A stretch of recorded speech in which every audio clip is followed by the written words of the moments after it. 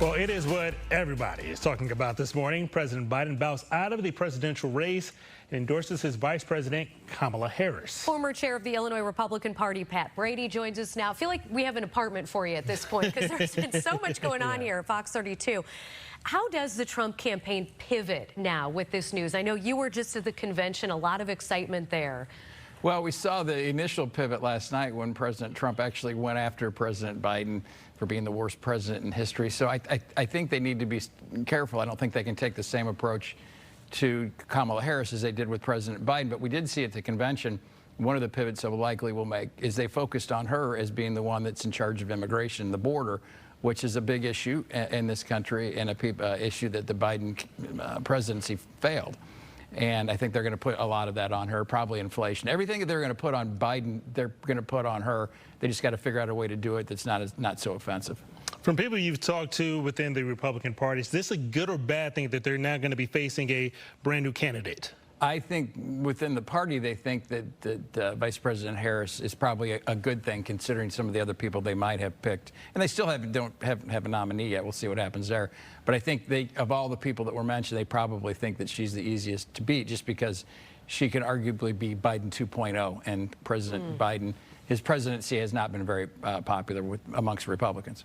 So what is the process of a delegate transfer at the Democratic National Convention, and how easy will it be for Harris to claim Biden's delegates? I think it'd be fairly easy, and I'm sure this was all thought out in the last 3 or 4 weeks since the debate on how they were going to do this. But in the Democratic Party, it's my understanding reading the rules that the delegates aren't even necessarily bound to the president, even though he's probably going to release his delegates. They can vote, they call it their conscience vote. So it should be a fairly easy process. If it were me and I were the Democrats, and they are unified and they could pull it off, I'd do a big rally type convention getting behind Kamala Harris and then do a big roll call vote and make it very exciting. I think the virtual vote kind of takes away some of the momentum you might gain by doing it otherwise more publicly.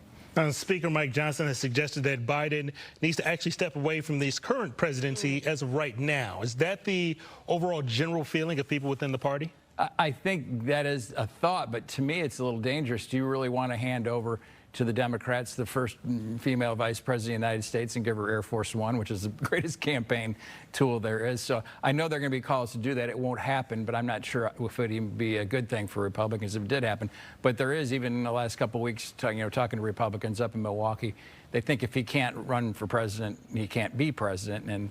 But I don't think that will go anywhere. Very quickly, how do you think Kamala Harris will do in our state? Because you mentioned immigration, and we know that there are many people within the Chicagoland community who are not happy about the influx of immigrants, taking over their community centers, maybe getting more resources than other communities. How do you think she will play as a candidate? I think she'll do fine in Illinois. Donald Trump lost Illinois by 1 million votes twice. It's solidly blue. And I think the fact that she's African-American or Jamaican-American, woman of color, woman Asian, the combination of all those things, I think will help her. Also, I think that what hasn't been talked about much, I think this throws abortion back front and center because of her gender. And this hasn't really been an issue. You didn't hear about it at the convention, but the #1 issue for suburban women, which is the most important voting bloc right now, is abortion.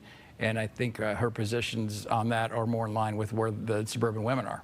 All right, Pat, thank you so much again for your time this morning. We'll see you tomorrow. Sure will be, right, exactly. We'll be hearing much more from you.